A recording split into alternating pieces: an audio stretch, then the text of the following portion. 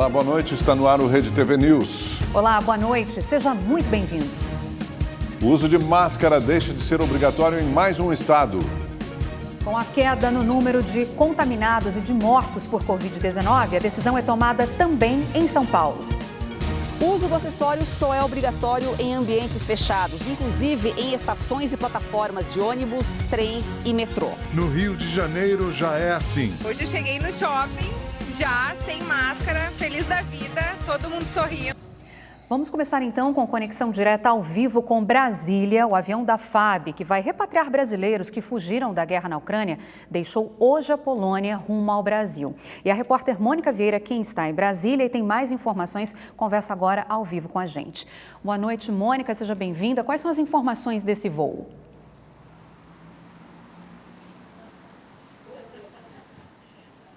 Oi, Milena. Boa noite para você e para todos que nos acompanham depois de 2 dias de viagem. A aeronave KC-390 da Força Aérea Brasileira pousou em Varsóvia, na capital polonesa. Cerca de 2 toneladas de ajuda humanitária foram descarregadas ali, entre alimentos desidratados, purificadores de água e itens médicos. Depois disso, 40 brasileiros, 23 ucranianos, 1 polonês, além de 9 cães, embarcaram de volta para o Brasil. A previsão é que eles cheguem amanhã por volta de 1h da tarde aqui em Brasília. Segundo o Itamaraty, ainda existem 34 brasileiros na Ucrânia. Destes, 14 não querem voltar. E o presidente Jair Bolsonaro vai recepcionar esses refugiados amanhã aqui em Brasília. Mônica Vieira, de Brasília, para o Rede TV News. Veja os números da Covid-19 hoje no Brasil. De acordo com o Ministério da Saúde, 27.470.000 pessoas se recuperaram da doença, 1.068.000 estão em acompanhamento e desde o início da pandemia, mais de 653.000 pessoas morreram por causa da Covid-19 no país. Por 6 votos a 4, o Supremo Tribunal Federal manteve os condenados na Justiça pela lei da ficha limpa inelegíveis por 8 anos após o cumprimento da pena. Os ministros julgaram uma ação apresentada pelo PDT. O partido queria que a contagem do prazo tivesse início somente após a condenação em órgãos colegiados ou quando não houvesse mais possibilidade de recurso. Isso diminuiria o tempo em que um condenado pela justiça ficaria inelegível, já que atualmente este prazo de 8 anos começa a valer depois do cumprimento da pena. A maioria do plenário acompanhou o voto do ministro Alexandre de Moraes. Ele disse que o partido tentou mudar um trecho da lei que já foi considerado constitucional pelo STF. Além disso, segundo Moraes, a mudança iria contrariar o principal objetivo da lei da ficha limpa. O ministro explicou que a lei separou a suspensão dos direitos políticos imposta ao criminoso durante o cumprimento da pena, da proibição de se candidatar, justamente para aumentar o tempo em que ficará afastado da vida pública. A ideia da lei da ficha limpa foi exatamente expurgar da política, por mais tempo que for possível, que seja possível, criminosos graves. E por que fez isso? Fez isso pelo desassombro que vinha ocorrendo. Inúmeros políticos condenados e logo voltavam imediatamente a ocupar os cargos. O presidente do Senado, Rodrigo Pacheco, do PSD de Minas Gerais, desistiu da pré-candidatura à presidência da República para as eleições deste ano. O anúncio foi feito agora à noite no plenário do Senado. Pacheco fez um balanço da atuação dele à frente da casa durante a pandemia. No final, o senador disse que vai trabalhar para que as eleições deste ano ajudem a fortalecer a democracia. Servidores das Forças de Segurança Pública de Minas Gerais fizeram mais um protesto em Belo Horizonte. Eles cobram o cumprimento de um acordo de recomposição salarial. A paralisação prejudica a prestação de vários serviços. Os manifestantes se concentraram no centro de Belo Horizonte. Com carros de som, faixas e cartazes, mais de 40.000 pessoas caminharam cerca de 2 quilômetros até a Praça da Liberdade. A categoria pressiona o governo do estado para cumprir a recomposição salarial aprovada há 2 anos pela Assembleia Legislativa. O acordo previa o pagamento em 3 parcelas, uma de 13% em 2020 e 2 de 12% em 2021 e 2022. A do ano passado não foi paga. O governo anunciou reajuste de 10% para todos os servidores ativos e inativos, mas o projeto de lei ainda não começou a tramitar na Assembleia. O senhor vai ter que cumprir, porque se o senhor não cumprir, a polícia já parou. Ela não vai parar não, ela já parou. Hoje, parte dos manifestantes descumpriu decisões judiciais que proibiam o uso de bombas e a obstrução de vias públicas. No dia 24 de fevereiro, o Tribunal de Justiça de Minas Gerais já havia determinado o fim da greve, mas os serviços e atendimentos nas delegacias seguem com apenas 30% dos servidores. A paralisação afeta diretamente também quem precisa dos serviços do Detran. Aqui na capital mineira, motoristas e motociclistas estão ficando horas na fila à espera de atendimento. Quem está pagando o preço é a gente, né? A população, que está com tudo atrasado por causa da greve deles. Carlos estava com horário agendado para emplacar a moto e, mesmo assim, esperou mais de 4 horas. Eu acho que eles deveriam tratar a gente com mais respeito. Paguei uma taxa de R$ 235 para primeiro emplacamento. Até os parafusos da placa a gente tem que comprar. Tem que comprar a placa também e ser tratado dessa forma. Para fazer a prova de legislação, a fila de espera passa de 1 mês. Já para os exames de carro e moto, o número de vagas disponíveis por semana caiu de 824 para menos de 300, de acordo com o Sindicato dos Proprietários de Autoescola. Eles também têm os direitos deles. Eu acho que a gente precisa de um equilíbrio, sabe? Isso precisa ser analisado para tentar diminuir o dano que isso causa. A partir de amanhã, as chamadas de telemarketing devem começar com o número 0303. A mudança vai servir para que a pessoa possa identificar e decidir se deseja atender a ligação. Foi só o Elci se aposentar que as ligações começaram. Todo dia, uns 10, 15 por aí. Tudo oferecendo dinheiro aí. É bem nocivo, né? Porque eles querem que você faça uma coisa que você não quer, né? Anderson é ambulante. Ele também perdeu a paciência com as ligações de empresas oferecendo produtos e serviços. Chato, né? Às vezes tô trabalhando, igual tô aqui agora, levando um sustento para minha casa e liga, enche o saco e piriri, parará. Mas a partir de amanhã o cliente vai poder decidir se quer ou não atender ao telefone. É que para fazer a chamada, as empresas de telemarketing terão que usar o prefixo 0303 antes do número. Às vezes a gente está numa situação que a gente realmente não pode atender e não sabe quem está ligando, pode ser uma coisa importante, e com isso a gente nem precisa às vezes atender. Segundo a Anatel, cada brasileiro recebe, em média, 30 ligações indesejadas por mês. O Brasil é o país com o maior número de reclamações de chamadas consideradas inoportunas. A mudança nas regras do recebimento de ligações de telemarketing é resultado de uma consulta pública. Entre agosto e setembro do ano passado, a Anatel ouviu consumidores que apoiaram a ideia. Outra novidade é que as operadoras de telefonia passam a ser responsáveis pelo bloqueio das ligações indesejadas, desde que esse seja um pedido do consumidor. Todos os usuários que começarem a receber chamadas 0303 a partir de amanhã podem confiar que é um número validado, acordado com o setor de telemarketing, com a Anatel. Esses pedidos foram solicitados e é um número confiável. As empresas vão ter de 90 a 180 dias para se adaptar à nova regra. Essas chamadas aleatórias que começam com 9, o usuário tem todo aí, o consumidor, todo direito de nem atendê-las mais porque elas não respeitaram as regras ditadas pelo governo e pela agência. Provavelmente são robocalls indesejados que não se comprometeram a se adequar, ou seja, um telemarketing ou é fraudulento, irresponsivo e inadequado. Quando cair um telefonema para você aparecer 0303, você vai recusar, não vou nem atender.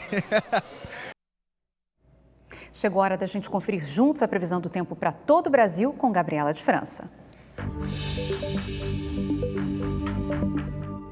Olá, boa noite para todo mundo. Hoje foi mais um dia quente, com altas temperaturas pelo Brasil. Agora, no Rio de Janeiro, esse já é o mês de março mais quente dos últimos 10 anos. As temperaturas têm ficado acima dos 30 graus, perto dos 40. Em alguns locais, a sensação térmica chegou a 50 graus, muito quente. E aí os cariocas aproveitaram para dar um mergulho no mar.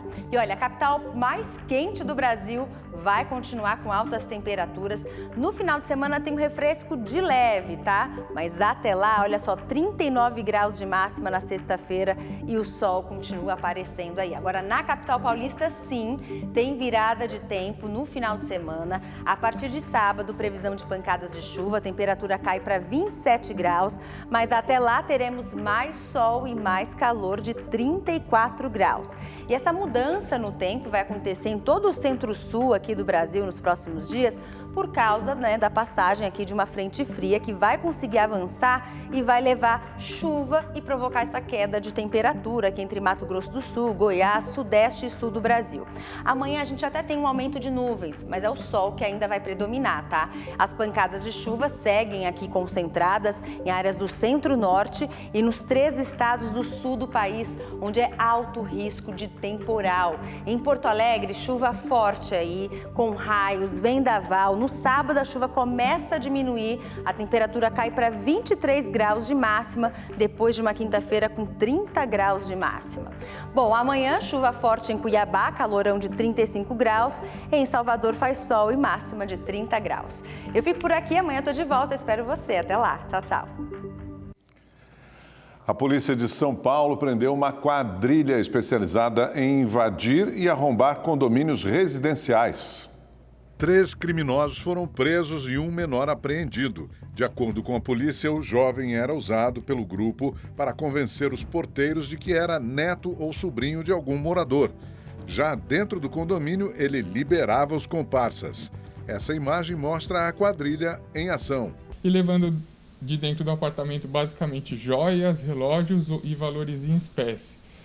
Normalmente eles não saem com objetos grandes justamente para não chamar atenção quando eles deixam o prédio. Os presos vão responder por associação criminosa, corrupção de menores e tentativa de furto. A Receita Federal apreendeu mais de 1 tonelada de cocaína no Porto de Santos, no litoral de São Paulo. Cães farejadores ajudaram a encontrar a droga. A cocaína, avaliada em 250 milhões de reais, estava escondida em cargas de produtos que iriam para a Europa. A Polícia Civil de Mato Grosso do Sul encontrou quase meio quilo de cocaína em um caminhão na rodovia MS-40 em Campo Grande. A droga estava escondida em um fundo falso. O motorista foi preso em flagrante e a carga apreendida. Um homem foi flagrado escalando a cerca de uma penitenciária em Salvador na madrugada de hoje. Servidores registraram essa ação. Nas imagens, ele aparece arremessando vários pacotes para dentro da unidade. Mas não há informações se o homem foi identificado e nem sobre o conteúdo que ele jogou. Em nota, a Secretaria de Administração Penitenciária informou que a segurança das unidades e as revistas prisionais foram reforçadas. O governo de São Paulo suspendeu hoje o uso de máscaras em espaços abertos e anunciou o fim das restrições para a capacidade de público em jogos de futebol e também em eventos. A decisão foi tomada pelo Comitê Científico, que teve como base a queda de casos e óbitos por Covid-19 e o avanço da vacinação contra a doença. Nos últimos 30 dias, as mortes no estado caíram 56%. As internações em UTIs tiveram redução de 61%. E 90% da população está com o esquema vacinal completo. Nós estamos num cenário muito positivo, tanto com redução de número de casos, de mortes, de internações e também a progressão da vacinação que vem acontecendo tanto no público adulto, não só com 90% da população alvo, aquela acima de 5 anos com 2 doses da vacina, mas nós temos 65% também de terceira dose, a dose adicional. A nossa meta para todas as vacinas, para outros agentes, mas também para a Covid, é de 90% e conseguimos atingir essa meta. É um novo momento na saúde, é um novo momento no trabalho, é um novo momento na vida, depois de 2 anos e 2 meses de pandemia, de tristeza, de internações, de mortes, de perdas.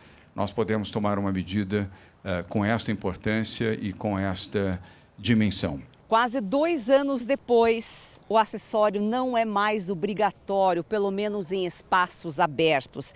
Em breve também deverá ser dispensado em ambientes fechados. Se o cenário continuar progredindo de forma positiva, São Paulo deve flexibilizar por completo o uso de máscaras. Uma nova avaliação será feita até o dia 23 de março. Reavaliaremos junto com o centro científico, o comitê científico, a possibilidade de nós retirarmos as máscaras em todos os ambientes. Então, dessa maneira, estamos aguardando aí esses dados se manterem tão bons para que essa medida possa ser instituída. Até lá, nada muda para os ambientes fechados. A máscara continua obrigatória em escritórios, cinemas, teatros, no transporte público e em salas de aula.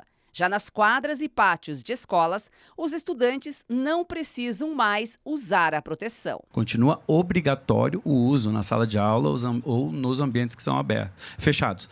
Os ambientes abertos, assim como nesse que nós estamos, na quadra que só tem a cobertura, mas não tem as laterais, por exemplo, não é fechada, portanto, não precisará mais do uso de máscara. Apesar de não ser obrigatória ao ar livre, as autoridades sanitárias recomendam o uso em locais com grande aglomeração e situações de saúde. Todo indivíduo que tiver sintoma gripal deve continuar usando a máscara. As pessoas que não são vacinadas devem continuar, que não foram vacinadas por qualquer razão, devem continuar utilizando as máscaras. Os imunodeprimidos e as pessoas que têm doenças crônicas que a colocam em situações de risco, também tem essa orientação. O governo também anunciou o fim das restrições em jogos de futebol e eventos em ambientes abertos, e todos podem operar com 100% da capacidade de ocupação. Agora, cabe a cada município adotar ou não as novas regras. A Prefeitura da capital paulista já seguiu a determinação do Estado. O fim do uso obrigatório de máscaras em várias cidades do Brasil pode ser um indicativo de que o status da doença deve ser rebaixado de pandemia para endemia. A repórter Aline Araújo explica pra gente essa mudança. Rostos livres. No Rio de Janeiro, há 2 dias é assim. As máscaras deixaram de ser obrigatórias em qualquer lugar. Hoje eu cheguei no shopping, já sem máscara, feliz da vida, todo mundo sorrindo. Algumas pessoas ainda têm medo. Devido a gente trabalhar com comida e atender ao público, né?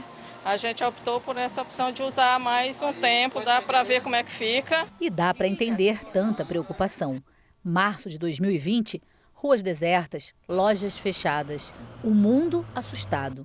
Aqui no Brasil, os casos se multiplicavam. Abril de 2021 foi a fase mais letal. Em apenas um dia, houve o registro de mais de 3.600 mortes. Em janeiro deste ano, a variante Ômicron provocou uma explosão de infectados. Em todo o país, só em 28 de janeiro, foram mais de 257 mil novos casos. Mas as mortes não acompanharam esse aumento e a doença está perdendo força. Hoje são menos de 16 mil infectados por dia no país. Com isso, a vida parece estar voltando ao normal. A pandemia de Covid-19 trouxe para o nosso dia a dia não só novos hábitos que se tornaram obrigatórios, mas também termos científicos que rapidamente passaram a fazer parte do vocabulário. Lockdown, exame sorológico, PCR, teste rápido e até RNA mensageiro, que conhecemos com a vacina, passaram a ser palavras conhecidas. Agora, com o início de uma nova fase da doença, surge uma outra denominação para o que estamos vivendo. Você já ouviu falar em endemia? Nessa etapa, a doença deixa de ser considerada uma situação de emergência de saúde pública. A classificação significa que é recorrente em uma região, mas não há aumento significativo no número de casos. A população convive normalmente com o problema. Um exemplo de doença endêmica por aqui é a dengue. A tendência agora em relação à Covid-19 é que ela alcance realmente níveis de endemia, já que provavelmente vai continuar ocorrendo, mas não acima do esperado. A boa notícia pode estar perto. Para este infectologista, falta pouco para anunciarmos a vitória sobre o coronavírus. Até pelo menos a metade do ano, a gente consegue imaginar que vai ter uma manutenção do estado atual de poucos casos, pouca taxa de infecção. Vai ser muito difícil agora uma nova variante surgir, com viés de contaminar o planeta inteiro, como foi a Ômicron. A produção industrial caiu 2,4% em janeiro, na comparação com dezembro do ano passado. de acordo com o IBGE. E esse resultado ficou abaixo do patamar pré-pandemia. Já em relação a janeiro de 2021, a indústria teve uma queda ainda maior, de 7,2%. Mas apesar de tudo isso, nos últimos 12 meses, a alta está acumulada em 3,1%. O Rede TV News de hoje fica por aqui e você continue na Rede TV. Vem aí o Super Pop com Luciana Gimenez. Boa noite. Uma boa noite para você e até amanhã.